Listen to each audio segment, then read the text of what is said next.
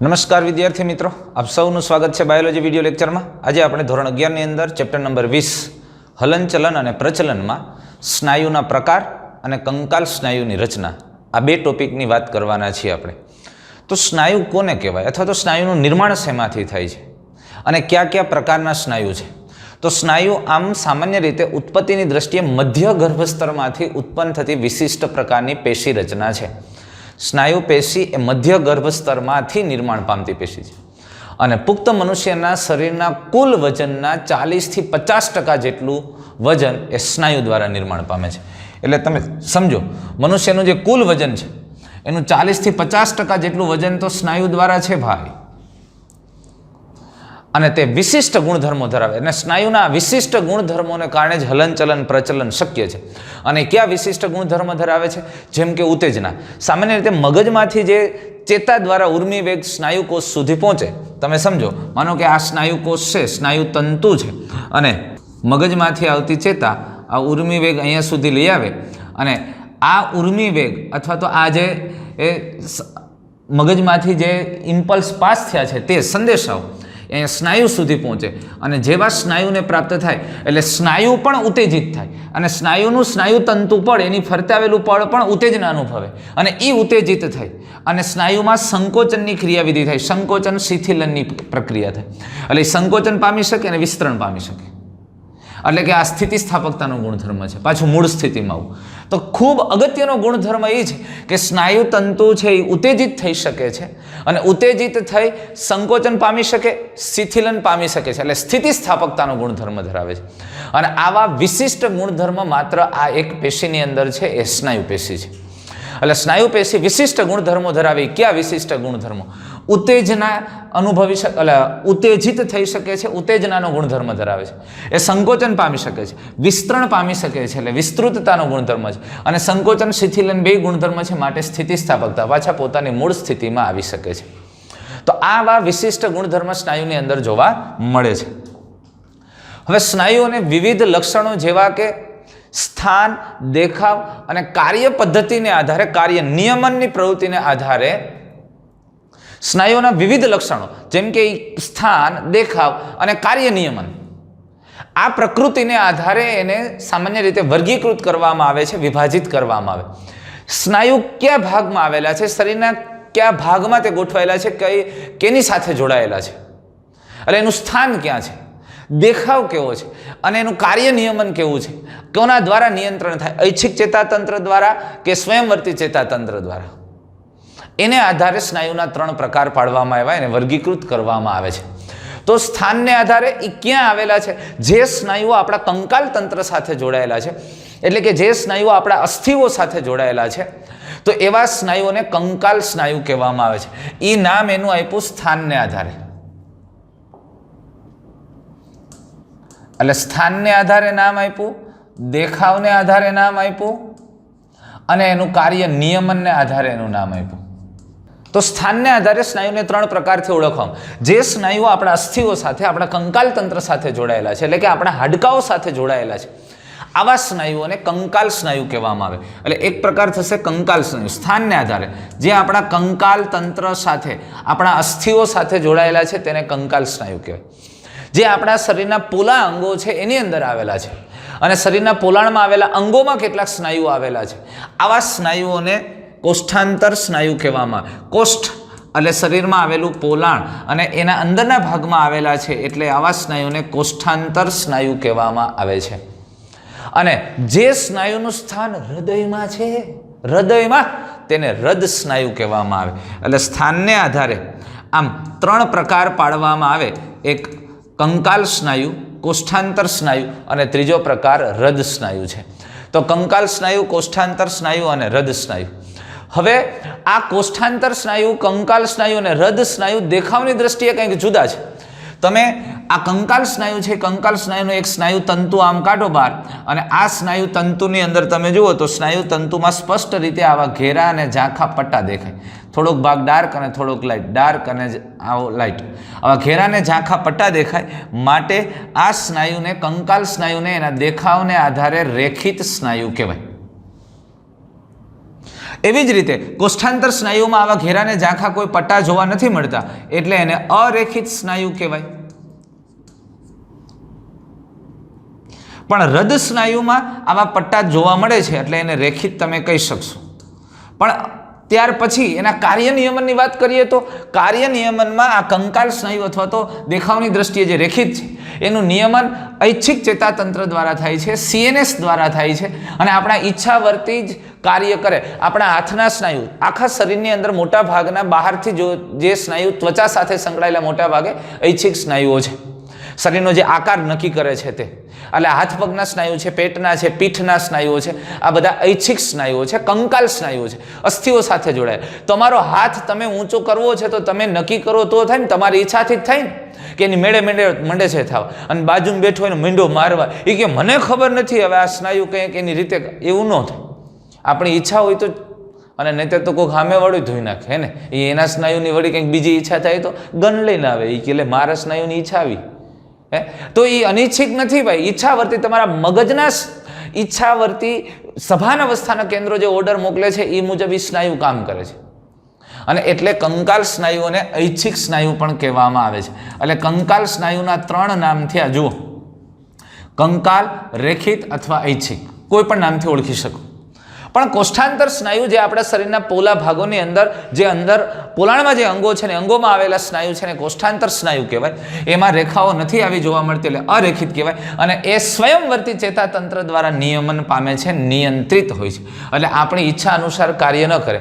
જઠરમાં આવેલા સ્નાયુઓ અનૈચ્છિક હોય અથવા કોષ્ઠાંતર સ્નાયુ છે. પછી આંતરડાના આખા અન્નમાર્ગની અંદર તમે જોઈ લો, આખા અન્નમાર્ગમાં તો અહીંયા બધા જ ભાગની અંદર આવેલા સ્નાયુઓ કેવા છે? અનૈચ્છિક છે, એટલે કે કોષ્ઠાંતર સ્નાયુ છે. એ તમારી ઈચ્છાથી કામ કરે. તમે એક વખત કોળીઓ ગળા નીચે ઉતારી ગયા, તમને એમ થાય કે હવે મારે જઠરથી નીચે નથી જવા દેવો, ક્યાંય જાય એવું થાય?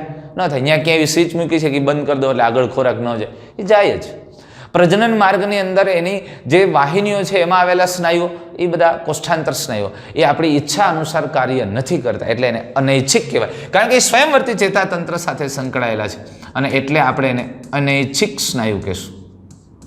હૃદ સ્નાયુઓ દેખાવથી રેખિત છે પણ કાર્યની દ્રષ્ટિએ અનૈચ્છિક છે, અને એટલે હૃદ સ્નાયુને આપણે એવું ન અહીંયા જો કંકાલ સ્નાયુ અથવા રેખિત અથવા ઐચ્છિક, આમ 3 નામથી કોઈ પણ એક નામથી ઓળખી શકો. ઐચ્છિક આવે એટલે આપણે આ જ સમજીએ, કંકાલ સ્નાયુની વાત થાય છે. કોષ્ઠાંતર સ્નાયુ અથવા અરેખિત અથવા અનૈચ્છિક.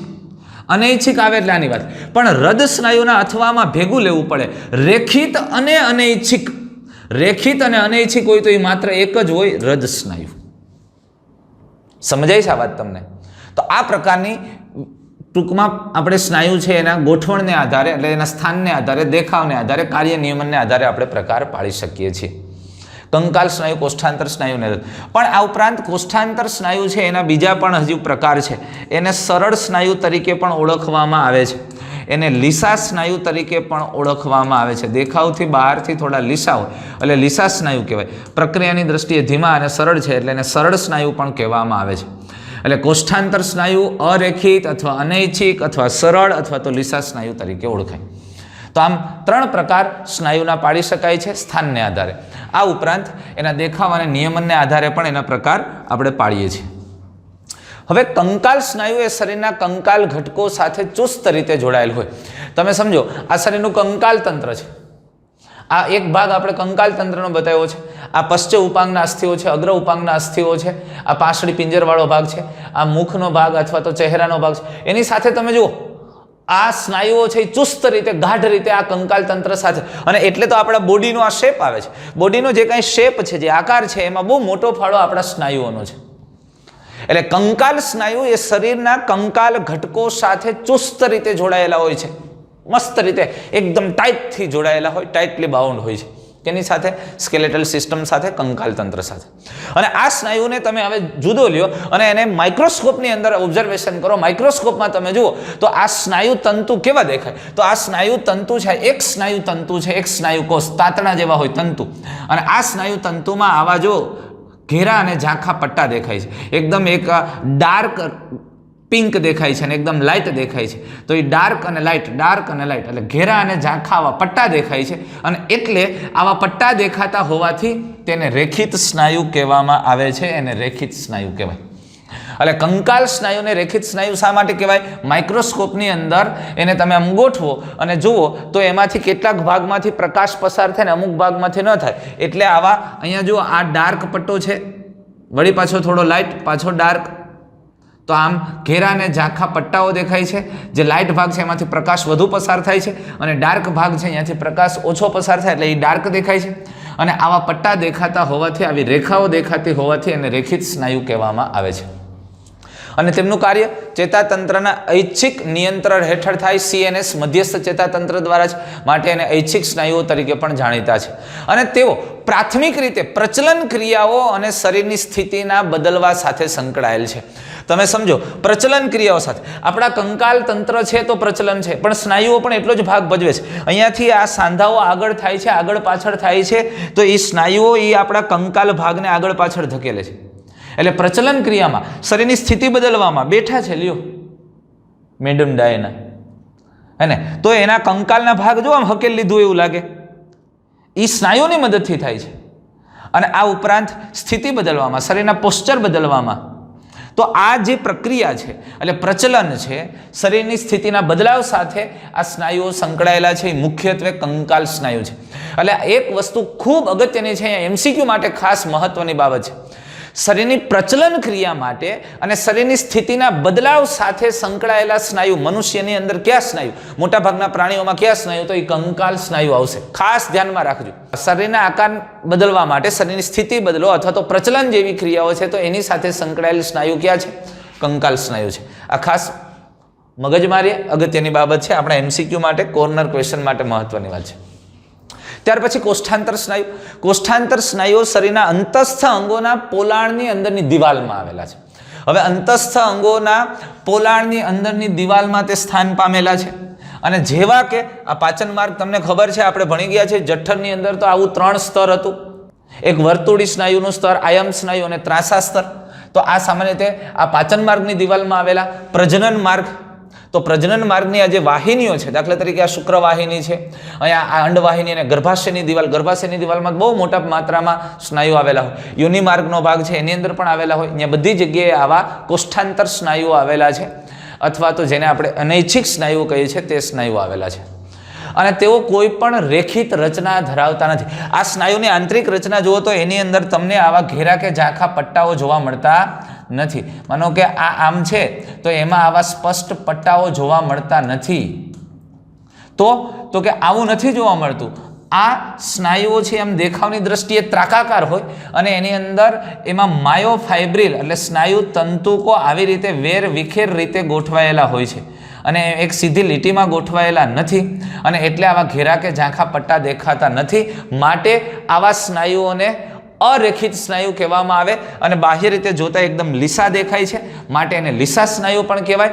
અને આ કોષ્ઠાંતર સ્નાયુ માત્ર એક જ કોષ કેન્દ્ર આવેલું હોય એટલે એને એક કોષ કેન્દ્રી છે. જ્યારે કંકાલ સ્નાયુમાં એકથી વધારે કોષ કેન્દ્ર હોય એટલે એને બહુ કોષ કેન્દ્રી કીધા. અને કોષ્ઠાંતર સ્નાયુઓ છે એક કોષ કેન્દ્રી હોય છે અને બાહ્ય રીતે જોતા એકદમ લીસા દેખાય, માટે એને લીસા સ્નાયુ તરીકે પણ ઓળખાય. અને અરેખિત હોય છે કારણ કે એમાં અંદર સ્પષ્ટ આવા ઘેરાને ઝાંખા પટ્ટા નથી દેખાતા. કારણ કે સ્નાયુ તંતુ અથવા સ્નાયુ કોષની અંદર હજુ સ્નાયુ તંતુકો માયોફાઇબ્રિલ, એ માયોફાઇબ્રિલ હોય અને એમાં આમ સ્પષ્ટ રીતે પટ્ટા દેખાતા હોય તો એ રેખિત છે. પણ એ માયોફાઇબ્રિલ આડાઅવડા ગોઠવાયેલા છે અને એટલે સ્પષ્ટ ઘેરાને ઝાંખા પટ્ટા નથી દેખાતા અને એટલે અરેખિત સ્નાયુ છે. તો અહીંયા આ માયોફાઇબ્રિલ તંતુ આમ પથરાયેલા હોય. અને બીજી એક વિશિષ્ટતા એ છે કે આ માયોફાઇબ્રિલ તંતુઓ જ સંકોચનનો ગુણધર્મ ધરાવે, પણ એ આડી અવડી બધી રીતે ગોઠવાયેલા હોય એટલે આ સ્નાયુ જો આમેય સંકોચન પામી શકે, પછી આમ ત્રાસી રીતે સંકોચન પામી શકે, આમેય સંકોચન પામે ના, બધી બાજુથી સંકોચન પામી શકે કોષ્ઠાંતર સ્નાયુ. પણ કંકાલ સ્નાયુ હોય તો એ કંકાલ સ્નાયુ માત્ર ને માત્ર આ બે જ દિશામાં સંકોચન પામે, આમ જ સંકોચન થાય. કારણ કે એની અંદર આવેલા માયોફાઇબ્રિલ અથવા તો સ્નાયુ તંતુકો છે એ એકદમ બધા સમાંતર અને સીધા ગોઠવાયેલા અને માટે માત્ર આ જ દિશામાં એ સંકોચન પામી શકે. પણ અરેખિત સ્નાયુઓ છે બધી રીતે સંકોચન પામી શકે કારણ કે એમાં આવેલા માયોફાઇબ્રિલ વેરવિખેર રીતે ગોઠવાયેલા હોય છે અને એટલે બધી બાજુથી એનું સંકોચન થઈ શકે છે. બરોબર. અને માયોફાઇબ્રિલ તંતુ એક્ટિન અને માયોસિન પ્રોટીનના બનેલા હોય છે અને જેમાં માયોસિન તંતુ કરતાં એક્ટિન તંતુની સંખ્યા વધારે હોય. કોષ્ઠાંતર સ્નાયુનું કાર્ય ચેતાતંત્રના અનૈચ્છિક નિયંત્રણ હેઠળ થાય. એટલે કે ઐચ્છિક નિયંત્રણ હેઠળ હોતું નથી. અને એટલે કે ઓટોનોમસ નર્વસ સિસ્ટમ દ્વારા ચાલે છે. ઓટોનોમસ નર્વસ સિસ્ટમ સ્વયંવર્તી ચેતાતંત્રની મદદથી થાય. ઐચ્છિક નિયંત્રણ હોતું નથી, અનૈચ્છિક નિયંત્રિત હોય છે. એટલે કે સ્વયંવર્તી ચેતાતંત્ર દ્વારા એનું નિયમન થાય. માટે આ સ્નાયુઓને અનૈચ્છિક સ્નાયુઓ કહેવામાં આવે છે. અને ઉદાહરણ તરીકે ખોરાકનું પાચન માર્ગમાં વહન, મેં તમને કીધું ને, તમે કોળિયો ગળો છો તો પછી ગળી ગયા પછી તમારા હાથમાં કાંઈ કંટ્રોલ નથી, એ એની સ્વયંવર્તી ચેતાતંત્રના નિયંત્રણ હેઠળ આગળ વધશે. એવી જ રીતે જનન કોષો એટલે કે પ્રજનન કોષો, શુક્રકોષો અથવા તો અંડકોષના વહનની ક્રિયા છે, એનું નિયમન પણ આપણા હાથમાં સંપૂર્ણ રીતે હોતું નથી. એ પણ સ્વયંવર્તી ચેતાતંત્ર દ્વારા નિયંત્રિત થાય અને એ ઘટકોના વહન સાથે સંકળાયેલ છે. અને એટલે આવા કોષ્ઠાંતર સ્નાયુ સ્વયંવર્તી ચેતાતંત્ર દ્વારા કંટ્રોલ થાય, નિયંત્રિત થાય, એટલે એને અનૈચ્છિક સ્નાયુ આપણે કહીએ છીએ. અને ત્યાર પછી હૃદ સ્નાયુ પેશી, જુઓ, ઓહો, જેનું સ્થાન હૃદયમાં છે, આવા સ્નાયુઓને હૃદ સ્નાયુઓ કહેવામાં આવે. અને હૃદ સ્નાયુ પેશીના નિર્માણમાં ઘણા હૃદ સ્નાયુ કોષો ભેગા થઈ અને એક શાખિત રચના બનાવે છે. અને તમે સમજો, આ હૃદ સ્નાયુ પેશી અને એમાં આવેલા હૃદ સ્નાયુ કોષો છે. હવે આ હૃદ સ્નાયુ કોષોની વિશિષ્ટતાઓ કેટલીક છે જેને આપણે વ્યવસ્થિત રીતે જોઈ લઈએ. દેખાવને આધારે હૃદ સ્નાયુઓ છે એ રેખિત છે. એક તો સૌથી પહેલી બાબત, આમાં સ્પષ્ટ ઘેરાને ઝાંખા પટ્ટા દેખાય છે, એટલે એ રેખિત છે. પણ તેઓ અનૈચ્છિક પ્રકૃતિના છે, એ સ્વયંવર્તી નિયંત્રણ ધરાવે છે, આપણા કંટ્રોલમાં નથી. અને જો આ હૃદ સ્નાયુ કંટ્રોલમાં હોત તો માણસને આપઘાત કરવો જ ન પડે. એ કે મારે નથી જીવવું, મારે હૃદય બંધ કરી દેવું છે, પણ આવું નથી થતું, હે ને? એટલે એ સંપૂર્ણપણે અનૈચ્છિક પ્રકૃતિના છે. પણ ચેતાતંત્ર તેમની ક્રિયાઓનું સીધું નિયંત્રણ કરતા નથી. ખૂબ અગત્યની વાત છે અને આનો જવાબ તમારી પાસે હોય દોસ્તો. આપણે આગળના ચેપ્ટરમાં ભણી ગયા છીએ કે હૃદયનું, એમાંય ખાસ કરીને મનુષ્યના હૃદયનું સંપૂર્ણપણે નિયંત્રણ એટલે સીધું જ નિયંત્રણ ચેતાતંત્ર દ્વારા નથી. કારણ કે હૃદય સ્વયં નિયંત્રિત અંગ છે, માયોજેનિક ઓર્ગન છે. કારણ કે હૃદયના સ્નાયુ પેશીની અંદર કેટલાક વિશિષ્ટ સ્નાયુઓ આવેલા છે જેને ગાંઠ પેશી કહીએ છીએ અને જે નિયંત્રણ કરે છે. એટલે અહીંયા ચેતાતંત્ર દ્વારા નિયંત્રણ થાય છે. કેવી રીતે? એને જ્યારે સ્પંદનને વધારવા છે, ઘટાડવા છે, તો એસે ગાંઠ દ્વારા નિયંત્રિત કરે. પણ સીધા જ ચેતાઓ એ હૃદ સ્નાયુનું કંટ્રોલ કરતા નથી. સીધી જ ચેતાઓ હૃદ સ્નાયુનું કંટ્રોલ કરતા નથી. સમજવા માટે, એમસીક્યુ માટે ખૂબ અગત્યની વાત છે. અહીંયા ચેતાતંત્ર છે એ એસે ગાંઠ સાથે કનેક્ટ થાય અને એસે ગાંઠ આ હૃદ સ્નાયુઓની ક્રિયાવિધિને ઉત્તેજે અથવા ઘટાડે. એસે ગાંઠ, એવી ગાંઠ વગેરે. અને એટલે ચેતાતંત્ર તેમની ક્રિયાઓનું સીધું નિયંત્રણ કરતા નથી. ખૂબ અગત્યની લાઈન છે, સમજવા જેવી વાત છે. આ બાબત ખૂબ અગત્યની છે. પણ આ ઉપરાંત એની કેટલીક વિશિષ્ટતા છે. જુઓ, હૃદ સ્નાયુઓ છે એ શાખિત છે. અહીંથી જો એની શાખા પડે છે, શાખાઓ દ્વારા એકબીજા સાથે કનેક્ટ થાય છે. હૃદ સ્નાયુ એક ભાગ પૂરો થઈને બીજો શરૂ થાય ત્યારે અહીંયા જોડાણાત્મક અધિબિંબ નામની એક રચના આવેલી હોય છે, ઇન્ટરકેલેટેડ પ્લેટ. અને આ ખૂબ વિશિષ્ટ રચના છે. જ્યારે આ સ્નાયુમાં ઉત્તેજના આવે ને, એટલે આ ઇન્ટરકેલેટેડ પ્લેટ એટલે કે અધિબિંબ છે એ તરત જ ઉત્તેજના એના પછીના કોષમાં પાસ કરી દે. અને એટલે જ હૃદયના હૃદ સ્નાયુઓ બધા એક સાથે સંકોચન દર્શાવે છે. અને એટલે એ સમગતિક સંકોચનનો ગુણધર્મ ધરાવે. સમગતિક સંકોચન, જેથી કર્ણકોનું એક સાથે સંકોચન થાય એટલે એમાં રહેલું રુધિર ક્ષેપકોમાં જાય. ક્ષેપકોનું એક સાથે સંકોચન થાય એટલે ક્ષેપકોમાં રહેલું રુધિર મહાધમનીઓમાં જાય. અને આમ સમગતિક એક સાથે સંકોચનની ક્રિયા કરી શકે. આ વિશિષ્ટ ગુણધર્મ છે એમાં આવેલી આ જોડાણાત્મક રચના ઇન્ટરકેલેટેડ પ્લેટને કારણે. એટલે સૌથી પહેલી વસ્તુ કે હૃદ સ્નાયુઓ છે એ શાખિત છે, એક અથવા તો બે કોષ કેન્દ્ર ધરાવે છે. એકથી વધુ કોષો ભેગા મળીને બનતી રચનાઓ છે અને એટલે દ્વિકોષ કેન્દ્રી અથવા બહુકોષ કેન્દ્રી હોઈ શકે. શાખિત રચનાઓ છે, એકબીજા સાથે જોડાયેલા હોય, કનેક્ટ હોય. અને જ્યારે સ્નાયુ એકબીજા સાથે જોડાઈને ત્યાં અધિબિંબ નામની જોડાણાત્મક રચના આવેલી છે અને માટે એ સમગતિક સંકોચન દર્શાવે. અને એના પછીની ખૂબ અગત્યની વાત એ છે કે આ સ્નાયુઓ ક્યારેય શ્રમિત થતા નથી. શ્રમિત થતા નથી, થાકતા નથી. ખૂબ મહત્વની વાત છે. અને જો એ થાકી જાય તો હતા 365 દિવસ 24 કલાક હૃદય ધબકતું રહે. આપણે સૂઈ જાય પણ હૃદય નથી સૂતું. અને હૃદય સૂઈ જાય તેથી સમજી લેવાનું ઊભું નથી થવાનું, સૂતું જ રહેવાનું. અને એટલે આ સ્નાયુઓ શ્રમિત થતા નથી. એની પણ આ પણ વિશિષ્ટ લક્ષણ છે. એના પણ કારણો હોય છે, એમાં અત્યારે આપણે જતા નથી. તો આમ આપણે 3 પ્રકારના સ્નાયુની વાત કરી: કંકાલ સ્નાયુ, કોષ્ઠાંતર સ્નાયુ અને હૃદ સ્નાયુ. સ્થાનને આધારે, એની રચનાઓને આધારે પણ વાત કરી અને એના કાર્ય નિયંત્રણ અથવા નિયમનને આધારે પણ આપણે વાત કરી ઐચ્છિક છે કે અનૈચ્છિક છે, બરોબર. આમ તમારે આ ત્રણેય સ્નાયુઓના આમ કોલમ કરી ભાઈ અહીંયા કંકાલ સ્નાયુ, કોષ્ઠાંતર સ્નાયુ, હૃદ સ્નાયુ, પછી ત્રણેયના તફાવત તમે જુઓ એટલે તમને ઘણી બધી વસ્તુ મળશે, એમાં ધ્યાનમાં આવશે. અને હવે આપણે કંકાલ સ્નાયુની રચના અને એના વિશે વાત કરીએ. ખૂબ અગત્યનો ટોપિક સમજવો, આપણને પૂછી શકાય 3 માર્કની અંદર બોર્ડમાં અથવા થિયરીના પેપરમાં પૂછી શકાય કંકાલ સ્નાયુની રચના સમજાવો. અને આ ઉપરાંત MCQ માટે તો ખૂબ અગત્યનો ટોપિક છે, સમજવા જેવો ટોપિક અને એકદમ રસપ્રદ છે. કંકાલ સ્નાયુની રચના. હવે જો કંકાલ સ્નાયુની રચના અને સંકોચનની ક્રિયાવિધિને આપણે સમજવું હોય તો ઊંડાણપૂર્વક અભ્યાસ કરવો પડે, કંકાલ સ્નાયુને ખોલવો પડે, એની અંદર શું શું છે એ જોવું પડે, એક સ્પેર પાર્ટ વીખવા પડે. તો આપણા શરીરના દરેક સુઆયોજિત કંકાલ સ્નાયુ, એટલે સૌથી પહેલી અગત્યની અને મહત્વની વાત અહીંયા છે કે અહીંયા શબ્દ વાપરો છે આપણા શરીરના દરેક સુઆયોજિત કંકાલ સ્નાયુ. આ સ્નાયુ શબ્દ સાંભળીએ અથવા વાંચીએ ને એટલે આપણા મગજમાં એવું આવે કે અહીંયા એક જ સ્નાયુ કોષની વાત થતી હોય છે. ના, એવું નથી ભાઈ. અહીંયા ખરેખર જે વાત થાય છે એ આમ ન સમજી લેતા સ્નાયુ બરાબર સ્નાયુ કોષ. હા, એ સ્નાયુ એટલે સ્નાયુ કોષ નથી, આ સ્નાયુ કોષનો સમૂહ થઈને સ્નાયુ બને છે. એટલે આપણે પહેલી વખત વાંચતા હોય ત્યારે આપણા મગજમાં આવ્યું છે એક કંકાલ સ્નાયુ. કંકાલ સ્નાયુ એટલે આપણે એવું સમજી લઈએ કે એક સ્નાયુ કોષ. નહીં, એવું નથી. ખરેખર તમે સમજી લો એક મોટો સ્નાયુ, આમાં ઘણા બધા સ્નાયુ તંતુ અથવા સ્નાયુ કોષો આવેલા હોય. આમાં ઘણા બધા સ્નાયુ કોષો આવેલા, આ બધા સ્નાયુ કોષો છે. આ ઘણા સ્નાયુ કોષો ભેગા થઈ અને એક સ્નાયુ બને. આ એક સ્નાયુ બન્યું. તો આપણે અત્યારે વાત કરીએ છીએ એક સ્નાયુની વાત કરીએ છીએ. એટલે આવા કંકાલ સ્નાયુ ઘણા સ્નાયુ જૂથ અથવા સમૂહ કે જે સામાન્ય રીતે કોલાજન યુક્ત સંયોજક પેશીના સ્તર વડે આવૃત હોય, જેને સંપુટ કહેવામાં આવે છે. એટલે તમે સમજી લો આખો કંકાલ સ્નાયુ છે.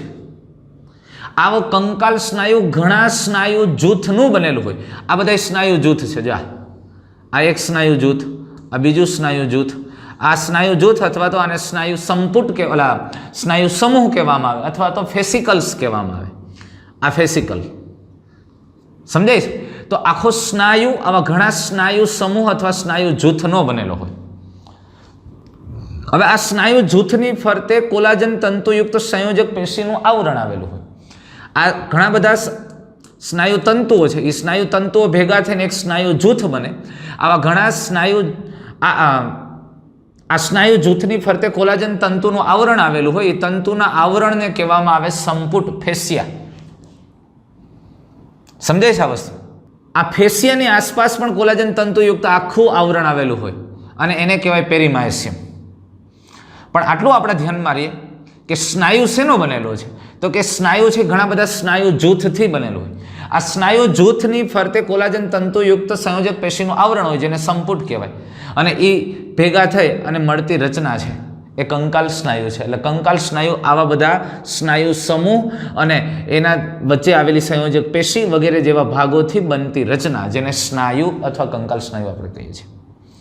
સમજમાં આવે છે તમને? એટલે કહેવાની વાત એ છે કે અહીંયા સ્નાયુને તમે ખોલો તો એમાં શું નીકળે?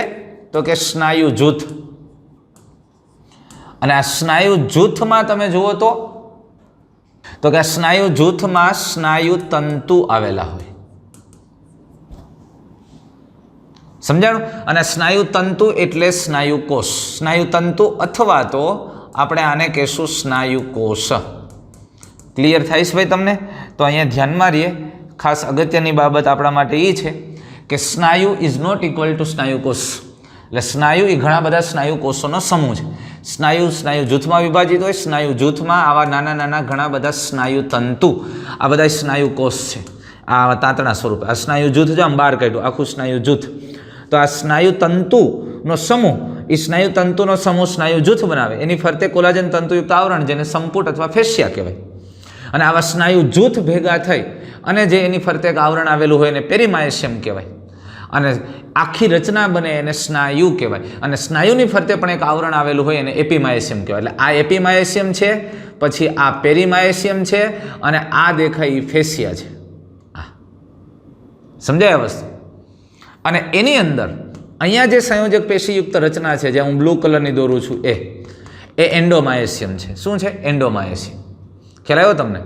અને આને વધુ હજી સારી રીતે જોવી હોય આકૃતિ, તો આખો સ્નાયુ ખરેખર કેવી રીતે ગોઠવાયેલો હોય જુઓ. હવે જો આ કંકાલ અસ્થિ છે, હાડકું છે, હાડકા સાથે આ સ્નાયુ જોડાયેલો, આ આખો એક સ્નાયુ છે. આ સ્નાયુ આખો જોડાયેલો, સ્નાયુની ફરતે એક આવરણ છે, જો આ દેખાય તમને, એ આવરણ છે એપિમાયોસિયમ છે. આખા સ્નાયુની અંદર ઘણા બધા આવા સ્નાયુ સમૂહ અથવા સ્નાયુ જૂથ આવેલા છે. આમાંથી એક સ્નાયુ જૂથને આપણે બહાર કાઢ્યું. એ સ્નાયુ જૂથ છે, એ સ્નાયુ જૂથ ઘણા બધા આવા સ્નાયુ કોષોનું બનેલું હોય. સ્નાયુ તંતુ એટલે એને મસલ ફાઈબર કીધું, જો કોષ સેલ. પણ આ સ્નાયુ સમૂહની ફરતે જે આવરણ દેખાય છે, એ આવરણને ફેસિયા કહેવામાં આવે. આ ફેસિયા છે. હવે સ્નાયુ કોષોનો સમૂહ, એની ફરતે એક સંયોજક પેશીનું આવરણ, જેને ફેસિયા કહેવાય. આવા ફેસિયાના ભાગ અને એની વચ્ચે વચ્ચે સંયોજક પેશીયુક્ત રચના આવેલી કોલેજન તંતુયુક્ત, એ પેરીમાયોસિયમ કહેવાય. એટલે આવા બધા જ સ્નાયુ સમૂહો ભેગા થઈને એની ફરતે એક નાનકડું આવરણ બને, એને પેરીમાયોસિયમ કહેવાય. અને પેરીમાયોસિયમની ફરતે આવરણ બને, એને એપિમાયોસિયમ કહેવાય. સમજમાં આવે છે તમને? પણ આ બધા તમે જુઓ તો આ શું છે? સમૂહો છે. સમૂહોની અંદર આ દરેક ભાગ એક એક આપણને જે દેખાય છે, એ શું છે? તો કે એક એક સ્નાયુ કોષ છે. અને એ સ્નાયુ કોષ એની ફરતે પણ આવી સંયોજક પેશીયુક્ત રચનાઓ છે, એને એન્ડોમાયોસિયમ કહેવાય. શું કહેવામાં આવે? એન્ડોમાયોસિયમ. સમજાણું તમને? તો આ પ્રકારે રચના, અને આવા ઘણા બધા સ્નાયુ સંપુટ ભેગા થઈ અને સ્નાયુની રચના થાય છે. પણ ખરેખર તમે હજુ આને વધારે સારી રીતે સમજવું હોય તો તમે સમજો, આ વ્યક્તિની અંદર આવેલા સ્નાયુઓ છે. આપણે જોઈ ગયા આ કંકાલ સાથે જોડાયેલા કંકાલ સ્નાયુ છે. તો ખરેખર એક સ્નાયુ કોને કહેશો તમે? તો આ જે ભાગ છે ને, આને એક સ્નાયુ છે. આ બીજો એક સ્નાયુ છે, આ ત્રીજો એક સ્નાયુ છે, આ એક સ્નાયુ છે. આ એક સ્નાયુને આપણે મોટા કરીએ એટલે આપણને આની રચના આવી દેખાય. એટલે એક સ્નાયુમાં ઘણા બધા સ્નાયુ જૂથો આવેલા છે, અને દરેક સ્નાયુ જૂથમાં ઘણા બધા સ્નાયુ તંતુ આવેલા છે, એટલે કે સ્નાયુ કોષો આવેલા છે. સમજાય આ વસ્તુ? હવે સ્નાયુ કોષની ફરતે સ્નાયુ તંતુ પડ હોય, પણ એ તંતુ પડની વચ્ચે વચ્ચે જે એની ફરતે સંયોજક પેશીયુક્ત રચનાઓ આવેલી છે, એને કહેવાય એન્ડોમાયોસિયમ. અને એ એન્ડોમાયોસિયમ દ્વારા એ સ્નાયુ કોષો જોડાય છે, અને એના દ્વારા જે બનતું સ્નાયુ જૂથ, અને સ્નાયુ જૂથની ફરતે આવરણ આવેલું હોય, એને કહેવાય ફેસિયા. અને એ બધા જ ફેસિયાયુક્ત સ્નાયુ જૂથને જોડીને એની ફરતે જે આવરણ આવેલું હોય, એને કહેવાય પેરીમાયોસિયમ. અને પેરીમાયોસિયમની ફરતે આવેલું આવરણ છે, એને કહેવાય એપિમાયોસિયમ. ખ્યાલ આવ્યો તમને? તો આ પ્રકારે સ્નાયુની રચના હોય છે. હવે આપણે આમાંથી આની વાત કરવી છે. આખો સ્નાયુ, સ્નાયુમાં સ્નાયુ જૂથ, સ્નાયુ જૂથની અંદર સ્નાયુ તંતુ અથવા સ્નાયુ કોષ. આ સ્નાયુ કોષ, મસલ ફાઈબર. હવે મસલ ફાઈબરની આસપાસ પણ પડ આવેલું હોય, તો કોષ છે, તો કોષની ફરતે કોષરસ પટલ આવેલો હોય. તો સ્નાયુ કોષની ફરતે આવેલો પડ, એને સ્નાયુ કોષરસ પટલ અથવા તો એને સ્નાયુ તંતુ પડ કહેવાય. તો હવે આપણે એની વાત કરીએ. તો દરેક સ્નાયુ તંતુ રસ પટલ દ્વારા આવરિત હોય છે. હવે જુઓ, આ ફરી એક વખત વાત કરું છું. આ સ્નાયુ, એની અંદર સ્નાયુ સમૂહ અથવા સ્નાયુ જૂથ, એ સ્નાયુ જૂથમાંથી આપણે એક બહાર કાઢીએ એટલે એ શું છે? સ્નાયુ તંતુ. આ સ્નાયુ તંતુ અથવા સ્નાયુ કોષ છે. આ સ્નાયુ કોષ છે. તો સ્નાયુ કોષની ફરતે જે પટલ છે, જે આવરણ છે, એક પટલથી આવરિત હોય. આ પટલ જો દેખાય, આ પટલ, આ પટલને સ્નાયુ તંતુ પડ કહેવામાં આવે. એટલે તમે સ્નાયુ કોષને જો ને તો આવો તાંતણા જેવો દેખાય. આવો આ સ્નાયુ તંતુની અંદર, આ સ્નાયુ કોષની અંદર એની આસપાસ જે પડ છે, આ પડને આપણે શું કહેશું? તો કે એને સ્નાયુ તંતુ પડ કહેવાય. ઇંગ્લિશમાં એને સાર્કોલિમા કહેવામાં આવે છે. હવે આ પડની અંદર શું હોય? તો કે એની અંદર સ્નાયુ રસ આવેલ હોય છે. એની અંદર શું આવેલું હોય? સ્નાયુ રસ. હવે આ સ્નાયુ રસ ખરેખર અહીંયા પ્રવાહી સ્વરૂપે હોય? ન હોય. પ્રવાહી સ્વરૂપે ન હોય તો કેવી રીતે હોય? હવે વાતને સમજો. આ સ્નાયુ તંતુ એટલે સ્નાયુ કોષ, સ્નાયુ કોષમાં આવેલ ફરતે આવેલ પટલને કહેવાય સ્નાયુ તંતુ પડ એટલે કે સાર્કોલિમા. એની અંદર શું આવેલું? તો કે સ્નાયુ રસ. એટલે આ સાર્કોલિમા એટલે સ્નાયુ તંતુ પડ કોને ઘેરે છે? તો કે સ્નાયુ રસને. એને કહેવાય સાર્કોપ્લાઝમ. કોષ રસને સાઇટોપ્લાઝમ કહેવાય, તો સ્નાયુ રસને સાર્કોપ્લાઝમ કહેવાય. હવે તમે સમજો, આ સ્નાયુ કોષ છે અને એની અંદરનો આ કોષરસીય ભાગ છે. એની અંદર આવેલો આ કોષરસીય વિસ્તાર, આ ભાગ બધો કોષરસ. પણ અહીંયા કોષરસ પ્રવાહી સ્વરૂપે નથી. અરે ખરેખર એનો કોષરસ તાંતણાઓમાં વિભાજિત થઈ ગયો, ફાઈબર બની ગયા છે. તાંતણા આપણે ચાસણી ગરમ કરીને કેમ આમ તાર જેવી થઈ જાય, એવા તાંતણા આની અંદર છે. એટલે એનો કોષરસ પ્રવાહી સ્વરૂપે નથી. એનો સ્નાયુ રસ તાંતણાઓમાં તંતુકોમાં પ્રોટીન ફાઈબરમાં આયોજિત થઈ ગયો છે, એટલે કે એનો સ્નાયુ રસ ખરેખર શેમાં આયોજિત હોય ખબર? સ્નાયુ તંતુકો. આ પ્રોટીનના બનેલા તંતુકોમાં આયોજિત છે. પ્રોટીન તંતુકો કોણ? સ્નાયુ રસ. એટલે હવે આ જે ભાગ છે એ સ્નાયુ રસ છે ને સ્નાયુ રસમાં આવા તાંતણા છે. એક તાંતણો આવો બહાર કાઢો તો આ તાંતણાને કહેવાય સ્નાયુ તંતુક. એટલે સમજો તમે અહીંયા ખરેખર શું થયું તો કે સ્નાયુ કોષ શેનો બનેલો છે તો કે સ્નાયુ તંતુકોનો. એટલે કે એનો કોષરસ શેમાં આયોજિત છે? સ્નાયુ તંતુકોમાં. હવે તમે વિચારો આવી સ્થિતિ થઈ. જો સૌથી પહેલા સ્નાયુને શેમાં વિભાજિત થઈ શકે તો કે સ્નાયુ જૂથમાં. આ સ્નાયુ જૂથ શેમાં વિભાજિત થઈ શકે છે? શેનું બનેલું છે તો કે સ્નાયુ તંતુ અથવા સ્નાયુ કોષોનું. આ સ્નાયુ તંતુ શેના બનેલા છે તો તમે કહેશો સ્નાયુ તંતુકો. હવે જો આને ખોલશો ને તો એની અંદર હજી નાના નાના પ્રોટીનના તંતુઓ નીકળે અને એને કહેવામાં આવે સૂક્ષ્મ તંતુકો, માઇક્રોફાઇબ્રિલ. અને આ સૂક્ષ્મ તંતુકો બે પ્રકારના પ્રોટીનના બનેલા હોય. એક એક્ટિન પ્રોટીનના તંતુઓ હોય એટલે એને એક્ટિન તંતુ કહેવાય અને બીજા માયોસિન તંતુ કહેવાય. માયોસિન પ્રોટીનના બનેલા માયોસિન તંતુ. આટલી રચના છે. આમ હાથ હલી જઈને બંધ થઈ જાય એમ છે કાંઈ ખેલ છે કાંઈ? જુઓ સમજાઈશ તમને આખી વસ્તુ.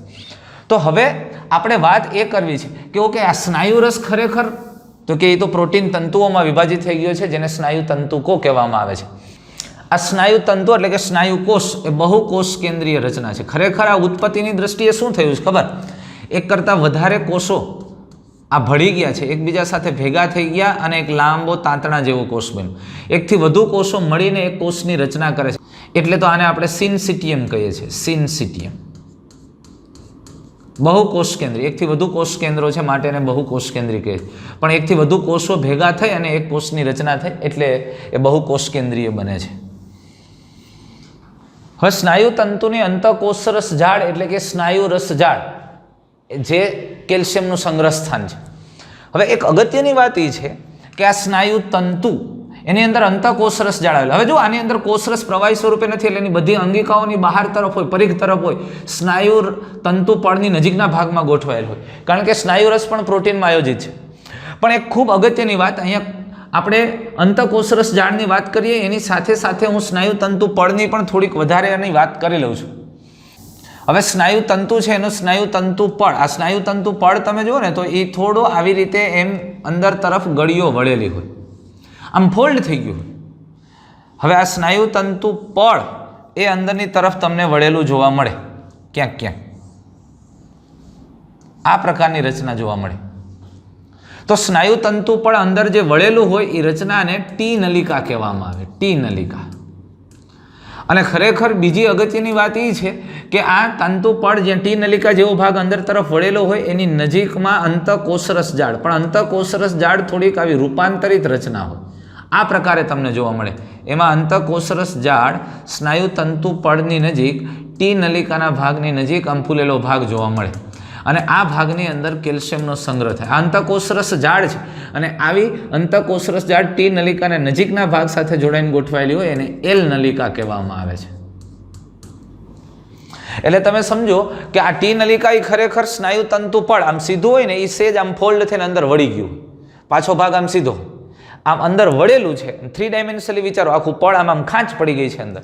એને સામાન્ય રીતે ટી નલિકા તરીકે ઓળખાય. અને ટી નલિકા શું કરવાની છે એનું એક ખાસ રીઝન છે. હવે તમે સમજો આ સ્નાયુ તંતુના અંદરના ભાગમાં અહીંયા પ્રોટીન ફાઈબર આવેલા છે. એ આપણને ક્લિયર ખબર છે કે અહીંયા બધી જગ્યાએ પ્રોટીન તંતુ આવેલા છે આ કોષરસીય વિસ્તારમાં. આ પ્રોટીન તંતુઓને ઉત્તેજિત કરી અને સંકોચન શિથિલન કરાવવાનું છે. તો જ્યારે ચેતાતંતુ દ્વારા આ ઉત્તેજના ચેતાતંતુ દ્વારા અહીંયા આવે તો ઉત્તેજના જ્યારે સ્નાયુને પહોંચે ત્યારે સ્નાયુ તંતુ પડ ઉત્તેજિત થઈ અને સ્નાયુ તંતુ પડ સ્નાયુ કોષરસ અથવા તો સાર્કોપ્લાઝમના અંદરના વિસ્તાર સુધી સંવેદનાને પહોંચાડી શકે. અંદર સુધી આ અંતઃકોષરસ ઝાડ અને સ્નાયુ કોષની અંતઃકોષરસ ઝાડને સાર્કોપ્લાઝમ રેટિક્યુલમ પણ કહેવામાં આવે.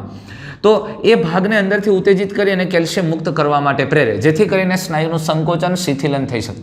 એટલે ટૂંકમાં ઉર્મી વેગને અંદર સુધી સ્નાયુ રસના ઊંડાણના ભાગ સુધી પહોંચાડી શકાય એટલા માટે સ્નાયુ તંતુ પણ અંદર તરફ વળેલા હોય, ફોલ્ડ થયેલા હોય, જેને ટી નલિકા કહેવામાં આવે છે. સમજાય છે? અને એમાં આવેલી અંતઃકોષરસ જાળ, જેને સાર્કોપ્લાઝમ રેટિક્યુલમ પણ કહેવામાં આવે, અને કોષમાં હોય તો અંતઃકોષરસ જાળ કહેવાય. અને અંતઃકોષરસ જાળ એ કેલ્શિયમના સંગ્રહનું કામ કરે છે. જ્યારે અહીંથી ચેતામાંથી ઉત્તેજના આવે ત્યારે એમાંથી કેલ્શિયમ મુક્ત થાય અને સ્નાયુ સંકોચનની પ્રક્રિયાને તે પ્રેરે છે. કોણ મુક્ત કરે? અંતઃકોષરસ જાળ. કેમ? કારણ કે અહીંથી સંવેદના સીધી એને મળે ને એ કેલ્શિયમ મુક્ત કરે, અને કેલ્શિયમ મુક્ત થતાં કેલ્શિયમ સ્નાયુના સંકોચનની પ્રક્રિયાને સ્ટાર્ટ કરે છે. ખ્યાલ આવ્યો તમને? તો આપણે આમ સ્નાયુ તંતુ પળની થોડી વધારે ટી નલિકા જેવી વાત છે એને ધ્યાનમાં લીધી છે. તમારે ટેક્સ્ટ બુકમાં નથી એટલે એમાં ગોતતા નહીં, પણ એક રેફરન્સ કે સોલ્વ કરો ત્યારે તમને ઉપયોગી બને એટલા માટે. હવે સ્નાયુ તંતુની લાક્ષણિકતા સ્નાયુ રસમાં સમાંતર રીતે ગોઠવાયેલા મોટી સંખ્યામાં જોવા મળતા તંતુકોની હાજરીને કારણે છે. હવે સ્નાયુ તંતુની મુખ્ય લાક્ષણિકતા આપણે વાત કરીએ તો સ્નાયુના કોષરસમાં અથવા સ્નાયુ રસ સાર્કોપ્લાઝમમાં સમાંતર રીતે ગોઠવાયેલા મોટી સંખ્યામાં જોવા મળતા તંતુકોની હાજરીને કારણે હોય છે, જેને સ્નાયુ તંતુકો અથવા માયોફાઇબ્રિલ કહેવાય. એ તો મેં તમને વાત કરી કે આ સ્નાયુ કોષ છે, અને જો જરાક આપણે આમ મોટો કરીએ અને વ્યવસ્થિત રીતે ઓબ્ઝર્વેશન કરીએ તો આ સ્નાયુ કોષની અંદર ઘણા બધા આવા તંતુકો આવેલા છે, અને પ્રોટીનના બનેલા આ પ્રકારે તમને ફાઇબર્સ જોવા મળે, તંતુઓ જોવા મળે. એનો કોષરસ ખરેખર આવા પ્રોટીન તંતુકોમાં આયોજિત થઈ ગયો છે. આવા મોટી સંખ્યાની અંદર આવા તંતુઓ જોવા મળે છે.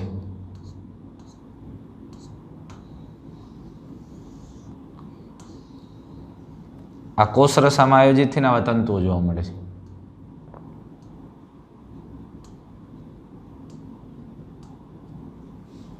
આ પ્રોટીન તંતુકો છે, અને આ પ્રોટીન તંતુકોને આપણે સ્નાયુ તંતુકો તરીકે ઓળખીએ.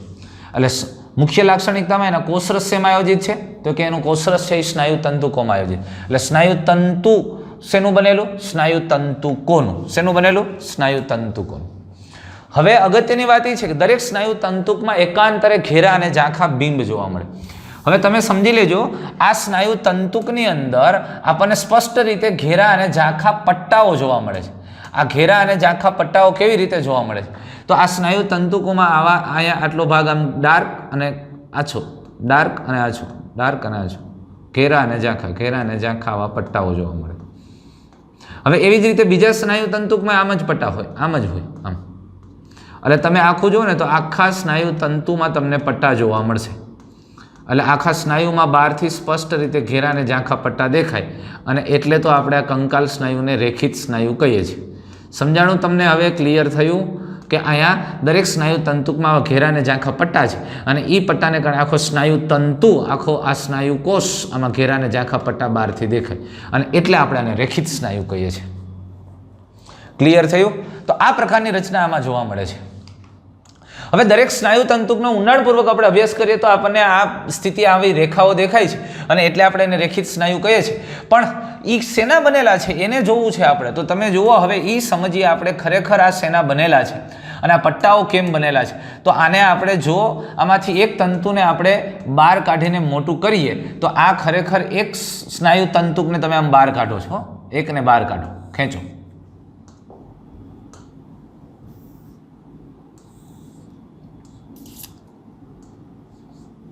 હવે આ એકને આપણે બહાર કાઢ્યું, અને પછી તમે એમાં જોશો તો તમને એમાં ડાર્ક અને લાઇટ આવા પટ્ટાઓ, આવા બીમ જોવા મળશે.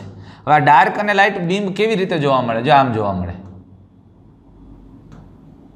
કેટલોક ભાગ આવો તમને ડાર્ક દેખાશે અને કેટલોક ભાગ તમને લાઇટ દેખાશે. આવા ડાર્ક અને લાઇટ પટ્ટા દેખાશે સ્પષ્ટ. તો આવા ડાર્ક અને લાઇટ પટ્ટા દેખાય છે એને આપણે રેખિત કહીએ છીએ. એ એક ઘેરો ભાગ છે ને એક ઝાંખો ભાગ છે. જુઓ તમે, હવે ઘેરો ભાગ અને ઝાંખો ભાગ શું દર્શાવે છે? આ પટ્ટાઓ શું આપણને ખરેખર બતાવે છે? તો એમાં પ્રોટીન છે, પ્રોટીનની ગોઠવણને આધારે આ દરેક સ્નાયુ તંતુક, આ સ્નાયુ તંતુકમાં પણ વિશિષ્ટ પ્રકારના પ્રોટીન, બે પ્રકારના અગત્યના પ્રોટીન આવેલા છે. જો અગત્યના બે પ્રોટીન આવેલા હોય, એક્ટિન અને માયોસિન. અને એક્ટિન અને માયોસિન પ્રોટીનની ગોઠવણને આધારે આપણને ઘેરા અને ઝાંખા પટ્ટાઓ દેખાય છે. એમાં જે ઝાંખો ભાગ દેખાય છે એ એક્ટિન પ્રોટીનનો બનેલો. આ તમે જો ઝાંખો ભાગ દેખાય છે બ્લુ કલરથી દોરેલો, આ ભાગ બધાય છે આપણને ઝાંખા દેખાય છે. અહીંયાથી આટલા ભાગ આ ભાગ પણ આપણને ઝાંખો દેખાણો, અહીંયાથી આ ભાગ પણ આપણને ઝાંખો. જે ઝાંખો ભાગ છે એ એક્ટિન પ્રોટીનનો બનેલો છે અને જે ઘેરો ભાગ છે આ ભાગ આપણને ઘેરો દેખાય છે, જે ડાર્ક, એ ઘેરો ભાગ છે એ માયોસિન પ્રોટીનનો બનેલો છે. આ એક્ટિન પ્રોટીનનો બનેલો ભાગ ઝાંખો દેખાય છે, ત્યાંથી પ્રકાશ વધારે આપાત થાય છે, એમાંથી પસાર થઈ શકે છે, એટલે એને આઇસોટ્રોપિક બીમ કહેવામાં આવે. એટલે કે આ ઝાંખો ભાગ જે તમને દેખાય છે એને આઈ બીમ કહેવામાં આવે. આઇસોટ્રોપિક ઉપરથી આઈ બીમ તરીકે ઓળખાય. ખ્યાલ આવે છે તમને? અહીંયા સામાન્ય રીતે આપણને આ સ્નાયુ તંતુ ખંડને જો આપણે વધારે મોટું કરીને જોઈએ તો સ્પષ્ટ ઘેરા અને ઝાંખા ભાગ દેખાય. આ ઝાંખો ભાગ છે એમાંથી વધારે પ્રકાશ આપાત થાય છે. તમે માઇક્રોસ્કોપની અંદર આમ રાખો, નીચેથી પ્રકાશ આવે છે, અને આમ રાખો જે ભાગ ઝાંખો દેખાય એનો મતલબ શું છે? નીચેથી વધુ પ્રકાશ આપાત થાય અને વધારે પ્રકાશ એમાંથી પસાર થાય છે. અને વક્રીભવન એમાં બધા એમાં ઓછું જોવા મળે છે, એટલે એને આઇસોટ્રોપિક બીમ કહેવામાં આવે છે. એક સરખા મોટા ભાગનો પ્રકાશ પસાર થાય છે અને ઝાંખો દેખાય, આઇસોટ્રોપિક. અને જ્યારે ઘેરા બીમને એટલે જે ઘાટો ભાગ દેખાય છે ને એ બીમ કહેવામાં આવે છે, એને એન આઇસોટ્રોપિક બીમ કહેવાય. એન આઇસોટ્રોપિક આ ભાગ છે એને એન આઇસોટ્રોપિક બીમ કહેવામાં આવે છે. અને જે માયોસિન પ્રોટીનનો બનેલો, એટલે ઝાંખો ભાગ જે દેખાય છે એ એક્ટિન પ્રોટીનનો બનેલો છે, અને જે ડાર્ક ભાગ દેખાય છે એ માયોસિન પ્રોટીનનો બનેલો છે. અને તે સામાન્ય રીતે ઘટ, એને એન આઇસોટ્રોપિક શું કરવાને કહેવામાં આવે છે કે એમાંથી સામાન્ય રીતે વધારે પ્રમાણમાં વક્રીભવન જોવા મળે છે. અમુક ભાગ વધારે, આ પાછો આ ડાર્ક દેખાય ને, ડાર્કમાં અમુક ભાગ છે વચ્ચે થોડોક લાઇટ દેખાય ને પાછા બે છેડાઓ વધારે ઘાટા દેખાય, એવું જોવા મળે છે, એટલે એને એન આઇસોટ્રોપિક. આ આખો સરખો દેખાય, આખો એક સરખો પ્રકાશિત દેખાય, અને આમાં વચ્ચે થોડુંક પ્રકાશિત અને સાઈડમાં બે વધારે ડાર્ક દેખાય, એવી દેખાય, એટલે એને એન આઇસોટ્રોપિક કીધું છે. એટલે એમાં વક્રીભવન છે એક સરખું નથી, થોડા અલગ અલગ સમતલમાં અલગ અલગ જોવા મળે. અહીંયા આખે બધા જ સમતલની અંદર એક સરખું વક્રીભવન જોવા મળે. અહીંયા તમે એ બીમની અંદર અમુક સમતલમાં વધારે પ્રકાશ પસાર થાય, અમુક સમતલમાં ઓછું વક્રીભવન થાય છે, ઓછો પ્રકાશ પસાર થાય છે, અને એટલે એને એન આઇસોટ્રોપિક કીધું છે. જ્યારે આઈ બીમને આઇસોટ્રોપિક અથવા તો ઝાંખા ભાગને આઇસોટ્રોપિક કહેવામાં આવે છે. એક ફરી વાત કરી દઉં છું કે આ આઈ બીમ અથવા તો આઇસોટ્રોપિક બીમની અંદર એક્ટિન પ્રોટીન તંતુ આવેલા છે, અને એ બીમ અથવા તો એન આઇસોટ્રોપિક બીમની અંદર માયોસિન પ્રોટીન તંતુ આવેલા છે. ખ્યાલ આવ્યો? આ પ્રકારે ગોઠવણ છે.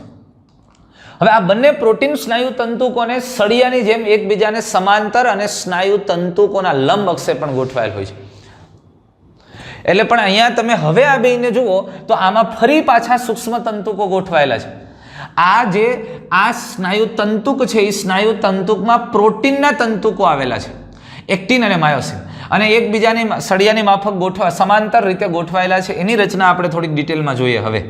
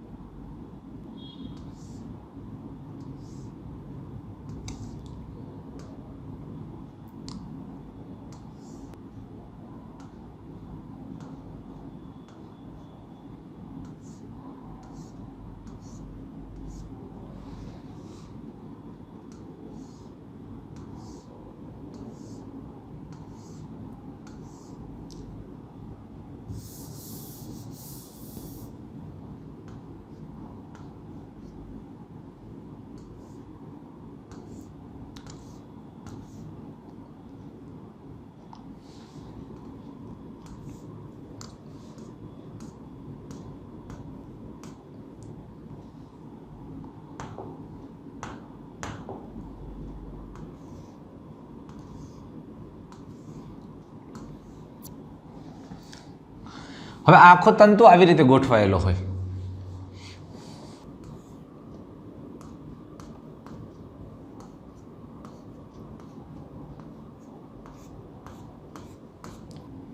હવે જો અહીંયાથી આ ભાગ અહીંયા સુધીનો આ આખો ભાગ એ બીમ છે.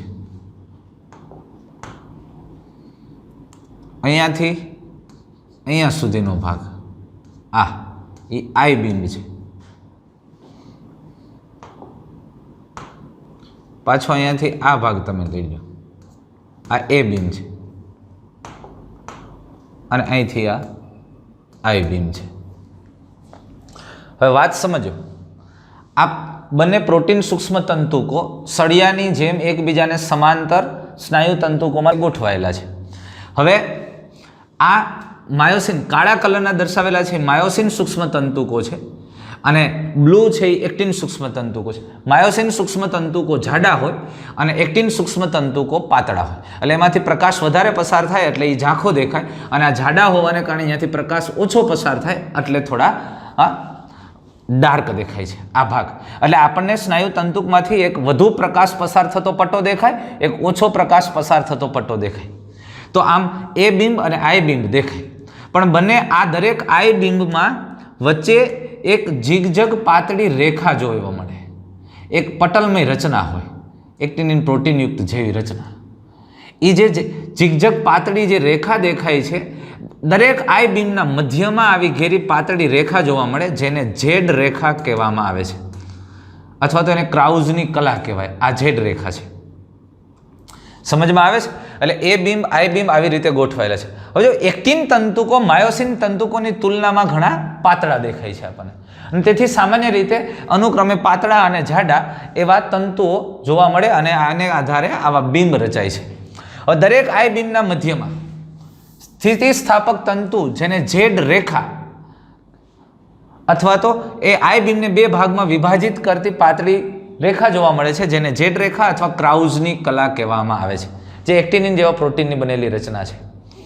હવે પાતળા તંતુકો ઝેડ રેખા સાથે જોડાયેલા છે. આ ઝેડ રેખા આમ ખેંચે છે, આમ ખેંચે છે, અને એટલે એ ઝીગઝગ થઈ જાય છે ઝેડ રેખા.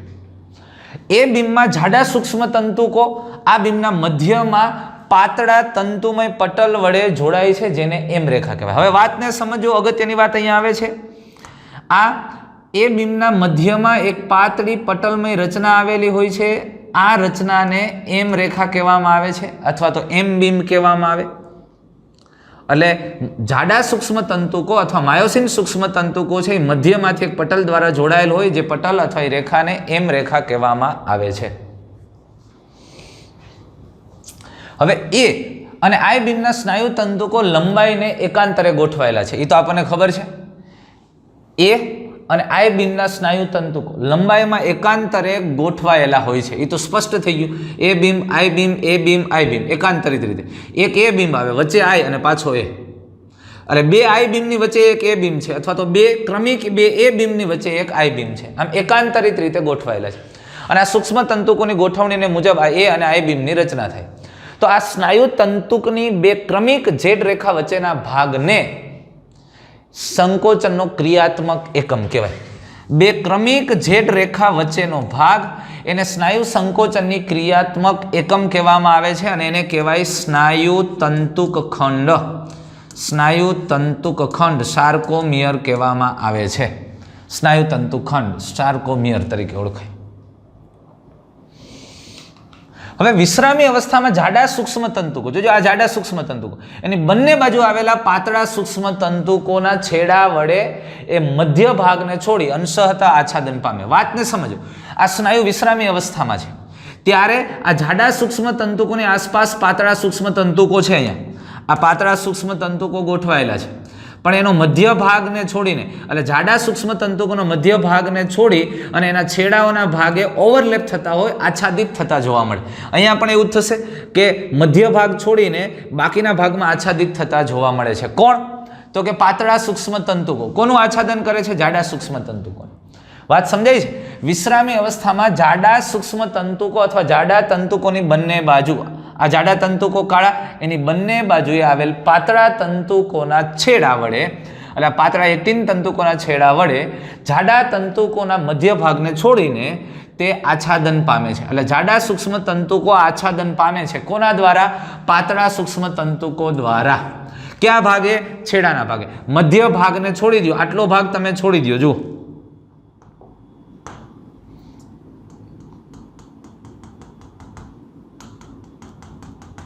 આટલો ભાગ છોડી દો. આટલો ભાગ છોડીને પછીનો ભાગ છે એ આચ્છાદન પામે છે. તો એને કહેવાય, આ ટૂંકમાં વચ્ચેનો ભાગ, જો આ આખો એ બીમ છે, એ બીમમાં વચ્ચેનો ભાગ એવો છે કે જ્યાં માત્ર ને માત્ર માયોસિન સૂક્ષ્મ તંતુકો છે, અને એ ભાગ છે ત્યાં આચ્છાદન નથી જોવા મળતું. તો જેથી જાડા તંતુનો મધ્ય ભાગ કે જે પાતળા તંતુ વડે આચ્છાદન પામતો નથી, એટલે આ ભાગ થયો, તેને એચ બીમ કહેવામાં આવે. શું કહેવામાં આવે છે? H beam. એટલે હવે ધ્યાનથી સમજો વાત. એ બીમમાં જે ભાગ ઝાંખો દેખાય એ બિંબમાં માત્ર માયોસિન પ્રોટીનનો બનેલો ભાગ એને એચ બીમ કહેવાય. અથવા તો એ બિંબની અંદર જે ભાગ જાડા સૂક્ષ્મ તંતુકોનો છે પરંતુ અહીંયા પાતળા સૂક્ષ્મ તંતુકો આચ્છાદન કરતા નથી, તો એવા ભાગને એચ બીમ કહેવામાં આવે અથવા હેન્સનની રેખા કહેવામાં આવે છે. પણ આના ઉપરથી આપણે કન્ક્લુઝન કાઢવા જોઈએ કેટલાક. તો એ બીમની રચનાની અંદર જાડા અને પાતળા બંને સૂક્ષ્મ તંતુકો ભાગ લે. એ બીમનો મોટો ભાગ વિશ્રામી અવસ્થામાં માયોસિન સૂક્ષ્મ તંતુકો એટલે જાડા સૂક્ષ્મ તંતુકોનો બનેલો, પણ એના છેડાઓના ભાગે એક્ટિન સૂક્ષ્મ તંતુકો પણ છે. એટલે એ બીમની રચનામાં, એ બીમના બંધારણમાં જાડા અને પાતળા એટલે કે એક્ટિન અને માયોસિન બંને સૂક્ષ્મ તંતુકો હોય. પણ એ બીમનો મધ્ય ભાગ જે માત્ર ને માત્ર માયોસિન પ્રોટીન સૂક્ષ્મ તંતુકો ધરાવે અથવા તો માત્ર ને માત્ર જાડા પ્રોટીન તંતુનો બનેલો છે એને એચ બીમ કહેવાય.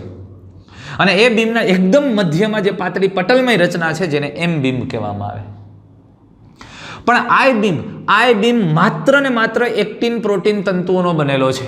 આઈ બીમમાં માત્ર એક્ટિન પ્રોટીન સૂક્ષ્મ તંતુકો, અને એ બીમની અંદર જાડા અને પાતળા બંને સૂક્ષ્મ તંતુ. એ બીમના બંને છેડાઓનો ભાગ તમે જુઓ, આટલો ભાગ જુઓ, આ ભાગ વધુ ઘાટો દેખાશે કારણ કે અહીંયા પાતળા અને જાડા બે સૂક્ષ્મ તંતુકો, અને આ ભાગ વચ્ચે થોડોક પ્રકાશિત દેખાશે. ભલે આમ જાડા તંતુઓ છે પણ આઈ બીમ કરતાં ઘાટો દેખાય, પણ આ એ બીમના બે છેડાઓ કરતાં ઝાંખો દેખાય.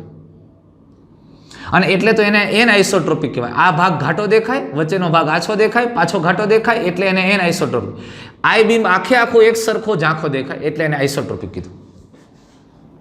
ક્લિયર થાય છે વાત? હવે વાત સમજાણી? તો દરેક આઈ બીમના મધ્યમાં ઝેડ રેખા આવેલી છે. એટલે એક્ટિન તંતુ એક પટલ દ્વારા જોડાયેલા જેને ઝેડ, બે ક્રમિક ઝેડ રેખા વચ્ચેનો વિસ્તાર જેને સ્નાયુ તંતુ ખંડ કહેવાય, જે સ્નાયુ સંકોચનની ક્રિયાત્મક એકમ છે.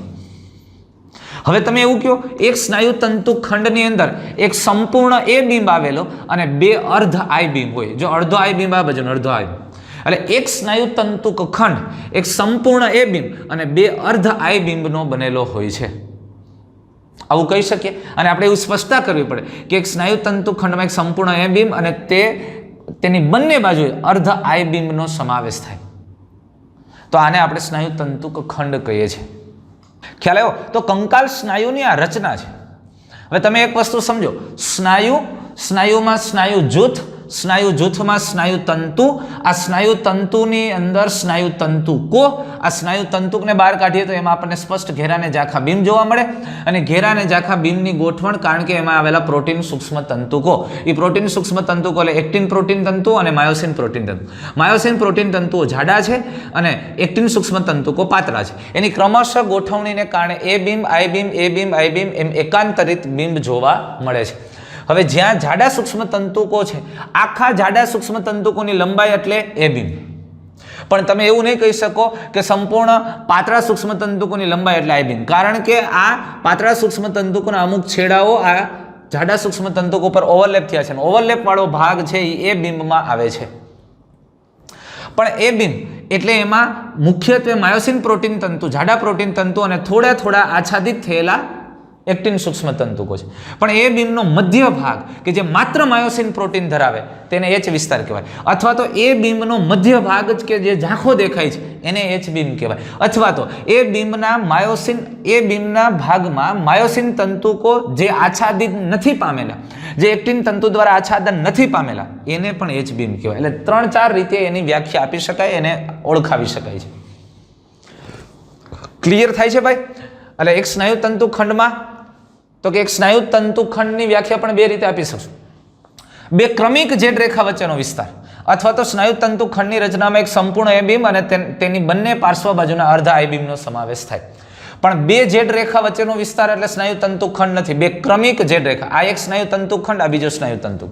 એટલે થયું આવું, જો આમ સ્નાયુ તંતુ ખંડ જોડાય અને સ્નાયુ તંતુ ક બન્યું. આવા સ્નાયુ તંતુકો ભેગા થઈ અને સ્નાયુ તંતુ બન્યું. સ્નાયુ તંતુ ભેગા થઈ અને સ્નાયુ જૂથ બન્યા, અને સ્નાયુ જૂથ ભેગા થઈ અને સ્નાયુ બન્યા.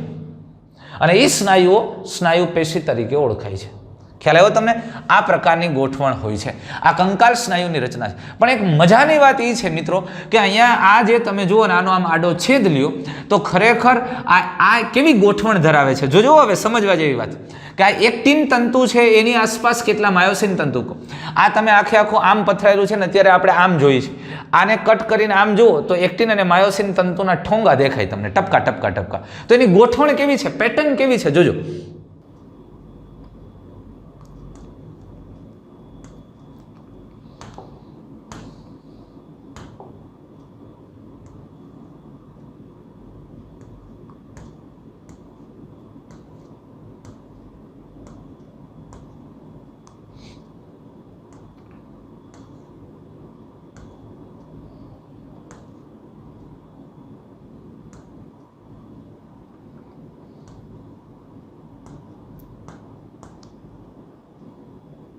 હવે એક માયોસિન તંતુ છે ને, જાડો માયોસિન તંતુ, એક માયોસિન તંતુ છે ને એની ફરતે 6 એક્ટિન તંતુ આવેલા છે. એક માયોસિનની ફરતે 6 એક્ટિન તંતુ. આ માયોસિન લ્યો તો એની ફરતે 6 એક્ટિન તંતુ, આ માયોસિન લ્યો તો એની ફરતે છે. પણ એક એક્ટિનની ફરતે 3 માયોસિન. આ એક્ટિન છે ને એની ફરતે 3 માયોસિન. જો હજી માનો કે આ એક્ટિન છે તો હજી એક માયોસિન અહીંયા હોય, અહીંયા. તો એક એક્ટિનની ફરતે 3 માયોસિન તંતુ હોય અને એક માયોસિનની ફરતે 6 એક્ટિન તંતુઓ ગોઠવાયેલા. આવી ગોઠવણ હોય. આ તંતુઓ એકબીજાને ઓવરલેપ થતા હોય આ પ્રકારે થતા જોવા મળે છે. આ પેટર્નથી ગોઠવાયેલા હોય છે. એક એક્ટિનની આસપાસ 3 માયોસિન તંતુઓ હોય અને એક માયોસિન તંતુની આસપાસ 6 એક્ટિન તંતુઓ ગોઠવાયેલા હોય. ખ્યાલ આવે છે? આમ ગોઠવણ તમને જોવા મળે. તો આ પ્રકારે કંકાલ સ્નાયુની રચના છે. કંકાલ સ્નાયુ, એમાંથી સ્નાયુ જૂથમાંથી સ્નાયુ તંતુ, સ્નાયુ તંતુમાં સ્નાયુ તંતુકો, સૂક્ષ્મ તંતુકો, જે 2 પ્રકારના એક્ટિન અને માયોસિન પ્રોટીન સૂક્ષ્મ. હવે એક્ટિન પ્રોટીન અને માયોસિન પ્રોટીન તંતુકો કેવી રીતે ગોઠવેલા? તો જોજો એક્ટિન પ્રોટીન અને માયોસિન તંતુ જે બને છે એ તંતુઓ પણ ઘણા બધા મોનોમર અણુઓ ભેગા થઈ, પ્રોટીનના અણુઓ ભેગા થઈને બને છે.